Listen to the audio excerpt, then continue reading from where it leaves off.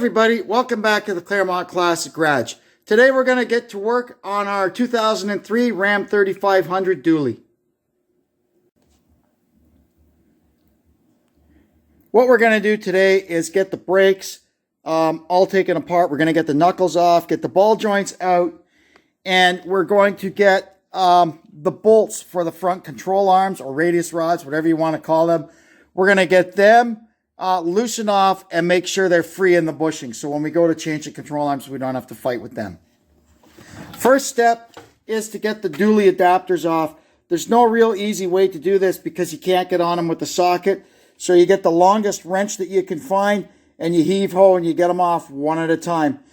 Sometimes if you can't make the thing stop turning, you just stick a punch or something in the edge of the rotor, you know, and it'll jam the brake up.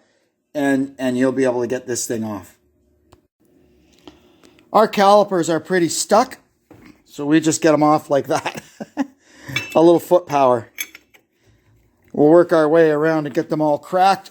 And then I'll show you the trick for torquing them when we put it back together. Once I'm done, the last nut, I just kind of leave the last nut on, and I work around this with a piece of brass. This thing is on there pretty good. It goes on over a shoulder, and it's a pretty tight fit, as you can see. But it comes off. There we go. The bottom of a little whack here.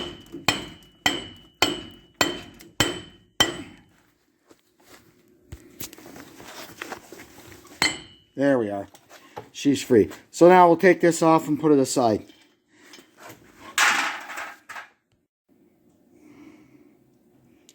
Now we're going to take the honking big nut off here.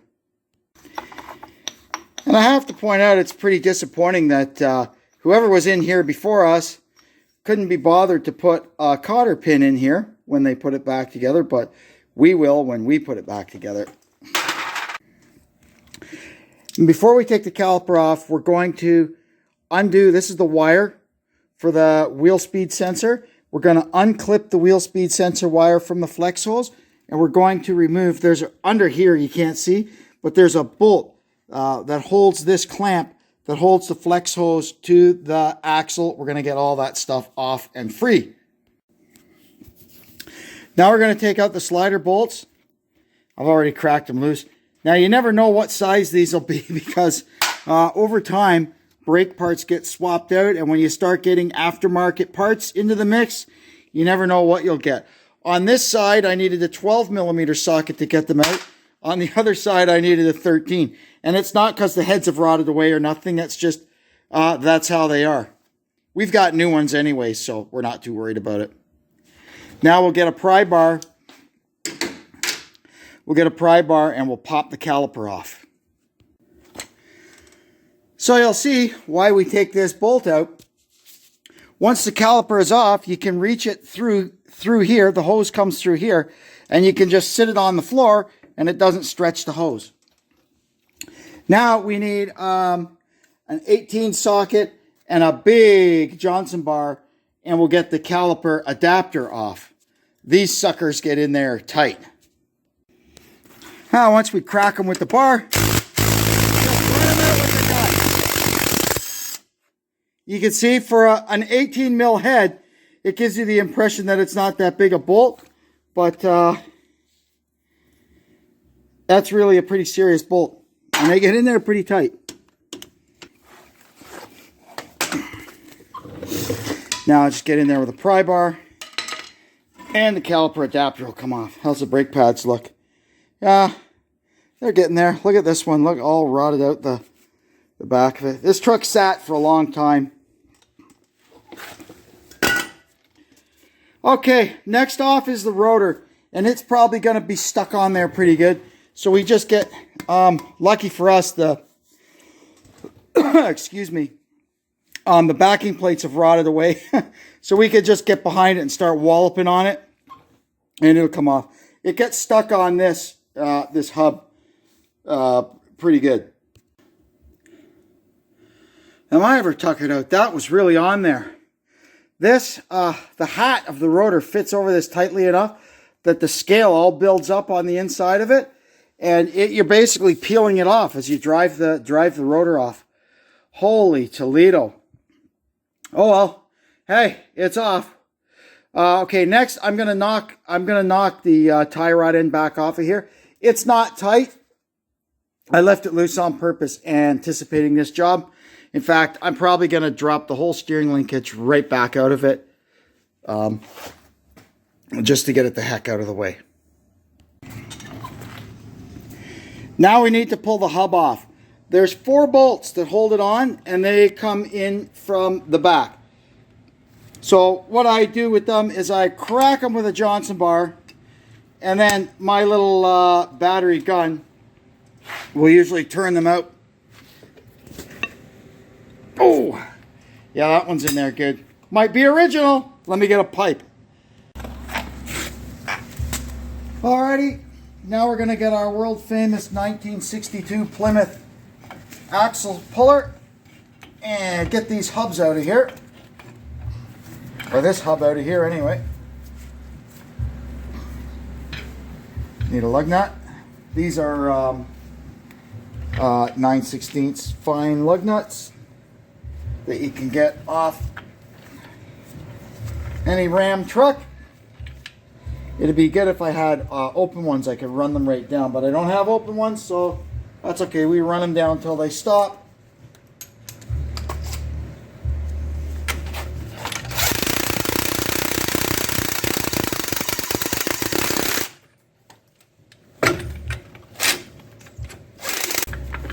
And here we go.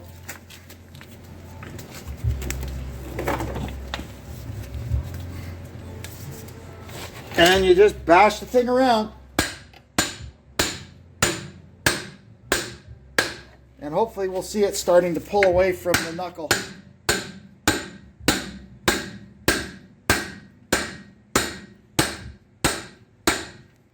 Sometimes if they're really loaded, if they're really stuck in there, you get it loaded up. And then just bang around on here, and that'll help jar it loose. It's a lot easier on this than it is on a half-ton, because on a half-ton, the upright is aluminum, and this steel hub just gets fused right into it. It's epic, the battles that people have had trying to get these things out of half-tons, at least in the Rust Belt. So as you can see, what we're doing is we're starting to actually pull the hub out of the bearing. This thing is not really budging. So when that happens, what you can do to help it a little bit is get one of your bolts in there and wail away on that a little bit. And that'll help it start to come out. So having this loaded up and whacking on these bolts a little bit back here has got it moving a bit now. You don't want to beat right on the bolt, or else you'll end up having to go to the dealer and buy new bolts, and we don't want to do that because it won't be cheap. So finally you get to the point where you get it out. Now we'll get in behind here and get the axle pried out of the seal, and we can get our axle out.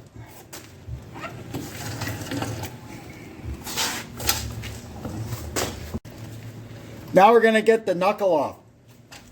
So to do that, we have to get the ball joints undone. And you can see on this side, because the ball joints have castle nuts with a cotter pin, both of these ball joints have been changed. They are not the original ones. The original ones use lock nuts. And a point to be made, technically only the bottom one is a ball joint. The top one is just a kingpin. The top one, it doesn't like this pivot like a ball joint does. It only turns and goes straight up and down. That's all it does. It's just a straight bearing in there. Whereas this one, a ball joint, can swivel all around.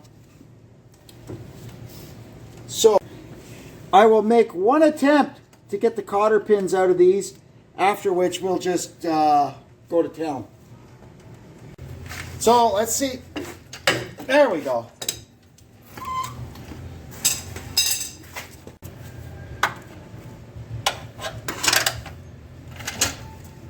Now that it's broke, we got our beautiful new 60-tooth Ultra Pro ratchet here. And we'll get it off.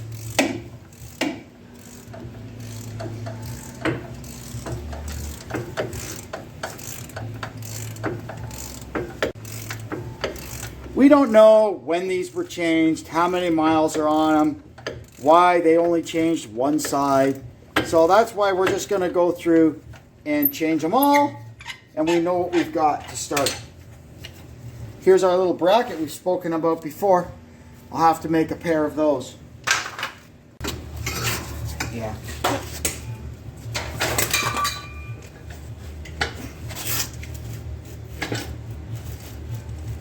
Oh, move a bit.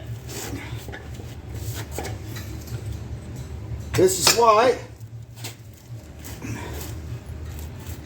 Holy Toledo. So we've got a problem here. I'm turning this nut and the stem of the ball joint is also turning. So we're going to have to come up with a different plan to get this thing off of here. So what we're going to do is I'm going to heat this nut up a bit, and then we're going to hit it with the old Nitro Cat here and see if that'll get it off.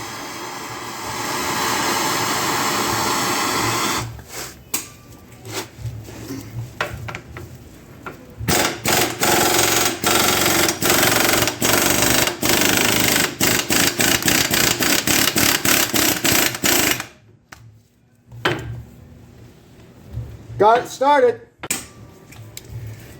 So you can see as I ran that nut off, this just fell down. It's not on the stem there. So what we're going to do now is just get this nut back on there by a couple of threads. And all you do is you get a good hammer and you give a few nice wraps on this eye here, and it should release this. Worst case, we'll get in there with the pickle fork.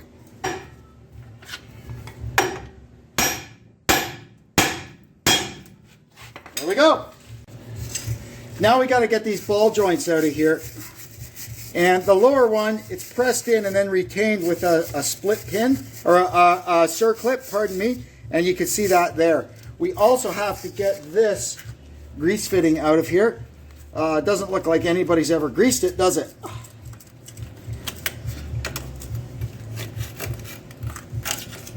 Probably have to grab that with a vice grip or something. I don't think any socket will be grabbing that.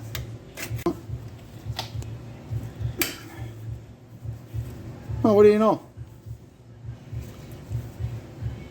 It either just broke off or it's actually coming out. Huh, it unscrewed. What do you know? Now we'll get a punch or a chisel or something and we'll just see if we can get this split pin or this snap ring. We were lucky the one on the other side, it was actually broken in 3 pieces. It came out quite easily.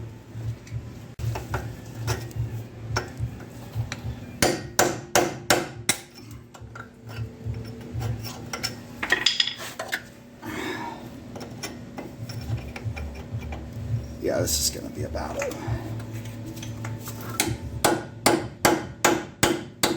There we go. There, we got it moving a bit, but it's hurt. Let's see if we can get this side going.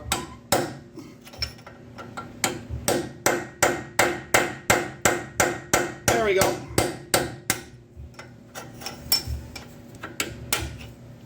Okay, now I'll have to see if we can get in behind it with a screwdriver or something and pop it up. There we go. We got the rusty old bugger. Now we'll just clean out around here a little bit.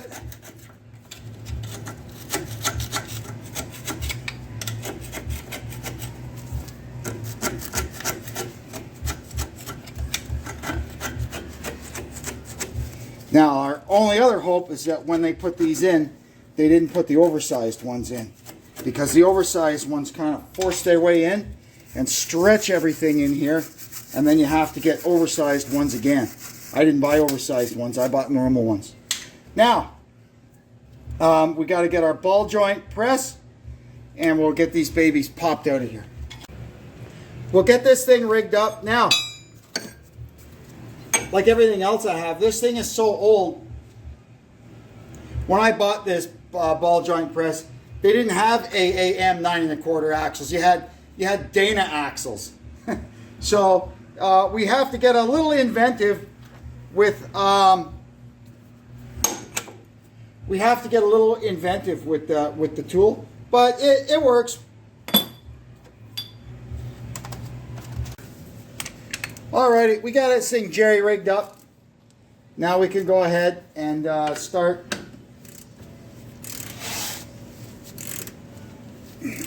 Sometimes it'll go bang when it's ready to, you load it up, and it pops and it comes out. We'll see what this one does.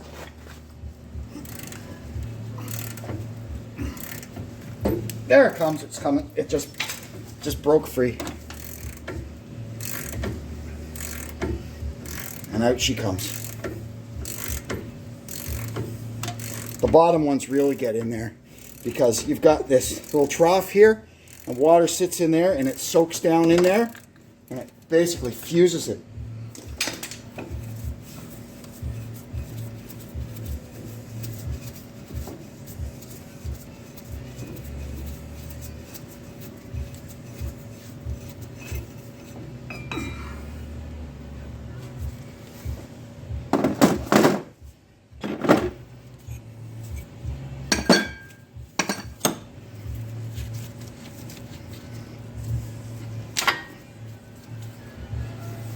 So there's our upper one. Okay, now we can get the bottom one out, and this one is probably going to go bang when it pops free, so be ready. We're getting there. We got it to the initial break free, and then you load it up and you whack the eye. There. You see it move?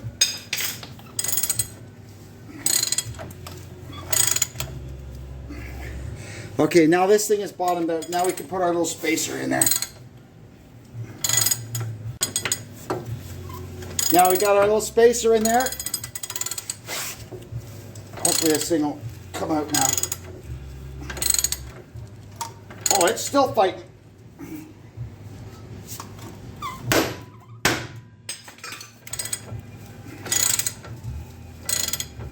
Rust never sleeps. I can't imagine doing this job on a real salt belt. A real salt belt truck. This one has actually been, you know, baby.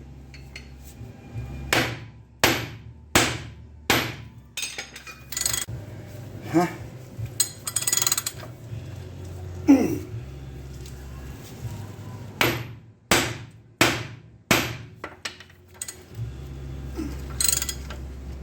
You gotta load it up and then break it free.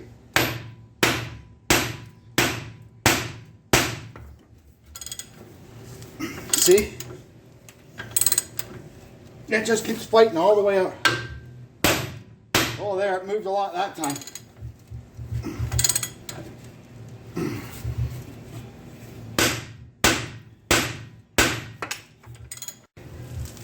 I think now the ball joint may be bottomed out in the tool. We'll take it apart and see. The stem of the ball joint was actually getting stuck in there, but it's far enough out now. You can see we can just knock it out the rest of the way like that. Woo! That one was really in there. We're going to measure this after and see if it was a standard size or an oversize. So here is a factory original Mopar joint, and it is 1.810. Here's the one we just pulled out.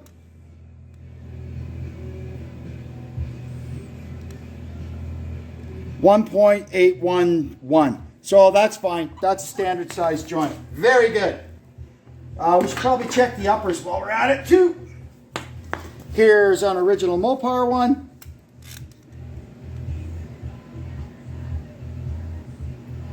1 1.902.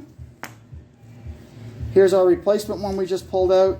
It is not 1.900. Perfect. But it doesn't have the little bit of knurl on it, so it will measure slightly smaller. So that's fine. Thank goodness we've got all standard size ball joints in there. Next thing we're going to do is we're going to be changing the control arms. So we're going to see about getting these bolts freed up, because usually on these crusty Canadian trucks, I mean, this is just a blob of rust, and the only way really to get these out is you have to just cut them all out with the torch, and smoke and fire, and it's a big mess. But this truck is cleanish, so we're gonna have a go at getting them freed up. So the first thing we got to do is get these nuts freed up, and then we're gonna get the big air chisel on the end of them and see if we can get them moving.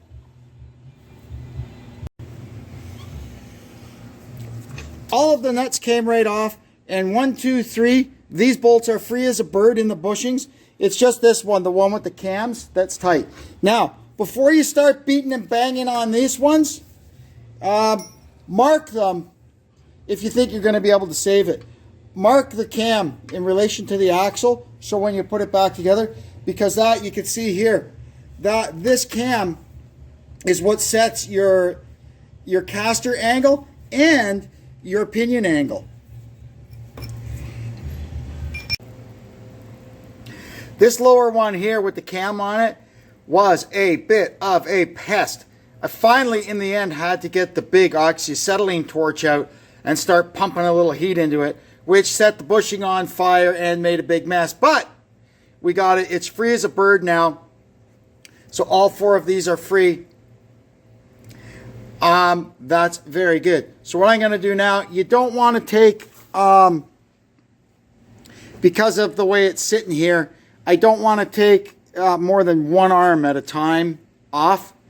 So what we're going to do now is get this one out of the way so we can do our work in here on this frame rail and start getting stuff cleaned up. And then we'll take that one off. The only thing I'm worried about is if I take both arms off on this side, there's nothing holding the axle from going this way, and there's a lot of tension on that spring. It could, if it wanted to, if I started, you know, pulling and stuff on this, it could possibly, it can't turn the axle that way because the 2 arms are still on the other side, but it could turn the axle, kind of turn it that way, and we don't want that and the spring flying out and everything. So we'll just play it safe, and for now we'll just take out this top arm. I'm over on the right side of the truck now, where we also took everything apart. On this side, we removed the lower control arm, while on the left side, we removed the upper. That will prevent the axle from twisting, but give us room to do our work. And then once we've got some of the work done, we'll switch. We'll put this control arm and the other one back in and remove the other 2. And carry on. That'll all be in the next video. That's gonna do it for this one. In the next one, we'll get to work getting this stuff cleaned up and all fixed up nice, and maybe start installing some of our new parts, and we'll carry on from there. Anyway, I want to thank you for tuning in. Hope you'll come back to see what we're up to next time. And until then, this is Kevin saying so long from the Claremont Classic Garage.